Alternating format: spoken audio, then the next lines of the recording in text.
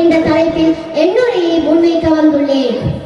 என் சகோதர சொந்தங்களே, உலகில் தோன்றிய எல்லா சமயங்களும் பிரதான நோக்கமே மனித சமூகம் ஒற்றுமையாகவும் ஒன்றிணைந்தும் வாழ வேண்டும் என்பதுதான்.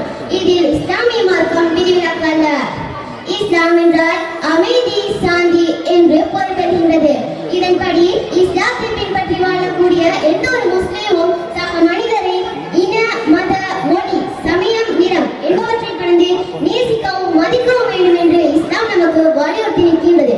அல்லாஹ் தஆலா அல் குர்ஆனில், மனிதர்களே, நீங்கள் உங்கள் இறைவனுக்கு பயந்து கொள்ளுங்கள், அவன் உங்கள் அனைவரையும் ஒரே ஆன்மாவிலே தான் உற்பத்தி செய்தான் என்று சூரா அன்-நிசாவில் 1வது வசனத்திலும், மனிதர்களே, நிச்சயமாக உங்களை ஓர் ஆண் ஓர் பெண்ணிலிருந்து படைத்தோம், பின்னர் ஒருவரை ஒருவர் அறிந்து கொள்ளும் பொருட்டு உங்களை கிளைகளாகவும் கோத்திரங்களாகவும் ஆக்கினோம் என்று சூரா ஹுஜூராத் 13வது வசனத்திலும் குறிப்பிடுகின்றார்.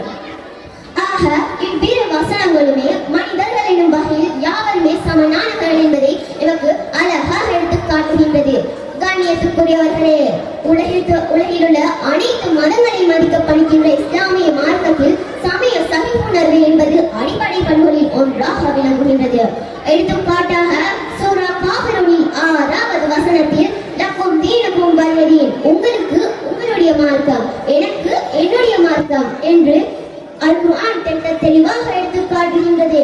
மேலும் அல்லாஹ்வை விட்டு அவர்கள் எவற்றை வணங்குகிறார்களோ அவற்றை பற்றி நீங்கள் தீங்கு பேசாதீர்கள் என்று இஸ்லாம் நமக்கு வலியுறுத்தி நிற்கின்றது.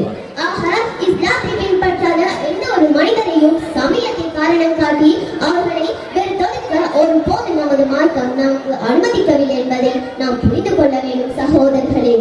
அது மட்டுமல்ல, மாற்று மத சகோதரர்களோடு நாம் எவ்வாறு நடந்து கொள்ள வேண்டும் என்பதற்கு அன்னதாரின் வழிகாட்டல்கள் படிப்பினை அளிக்கின்றன.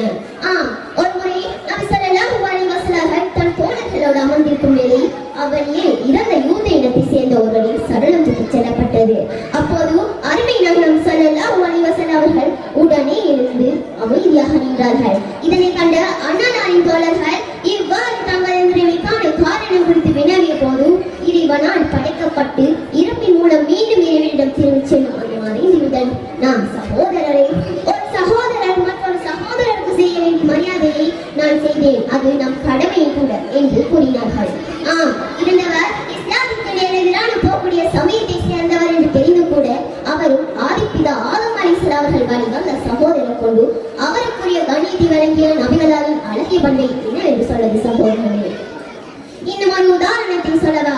ஒரு முறை நஜ்ரான் நகரிலிருந்து மதீனா நகருக்கு வருகை தந்த ஒரு கிறிஸ்தவ குழுவினரை நபி அவர்கள் வரவேற்று உபசரித்தார்கள். அந்நலாரின் உபசரிப்பை ஏற்றுக்கொண்ட கிறிஸ்தவர்கள் தாங்கள் வழக்கமாக செய்யும் இறை வணக்கத்தை தற்போது மேற்கொள்ளுவேன் என்று கூறிய போது, உடனே நபி ஸல்லல்லாஹு அலைஹி வஸல்லம் அவர்கள் மதீனா பள்ளிவாசலிலேயே அவற்றை நிறைவேற்றிக் கொள்ள அனுமதி அளித்ததுடன் அதற்கான வசதிகளை செய்து கொடுத்தார்கள்.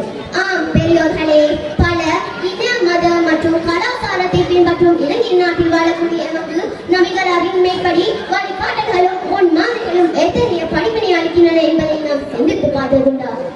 முஸ்லிம்களும் சகோதர சமூகத்தை சேர்ந்தவர்களுக்கும் இடையில் காணப்பட்ட உறவை நாம் தெரிந்து கொள்ள வேண்டும் அல்லவா? நபி அவர்களுக்கு முதலாக வகை அறிவிக்கப்பட்ட போது அன்னதாரை இறை தூதர் என்று உறுதிப்படுத்தியவர் வராக்கா என்ற கிறிஸ்தவர் தான். முஹம்மது நபி அவர்களின் ஹிஜ்ரத் பயணத்தின் போது அவர்களை எதிரிகளின் வழிகளில் படாமல் அழைத்து சென்றவர் இப்னு அர்ஹம் எனும் சிலை வணக்கக்காரர் தான். அதே போன்று இலங்கை முஸ்லிம்களின் வரலாற்று பாகங்களை புரட்டி பார்த்தாலும் கூட சிங்கள மன்னர்கள் முஸ்லிம்கள் மீது கொண்ட மரியாதையும் நம்பிக்கையும் அவர்களுக்கு பெரும் பதவிகளையும் பொறுப்புகளையும் வழங்கிட காரணமானதில் சந்தேகமில்லை. எனவே இத்தகைய முன்மாதிரிக்கு ஒரு சமூகத்தை சேர்ந்த நாங்கள் இனி வரும் காலங்களில் பிற சகோதரர்களோடு ஒரு சிறந்த உறவை கட்டியெழுப்பி முன்மாதிரிக்கு ஒரு சமூகமாக வாழ்வோம்.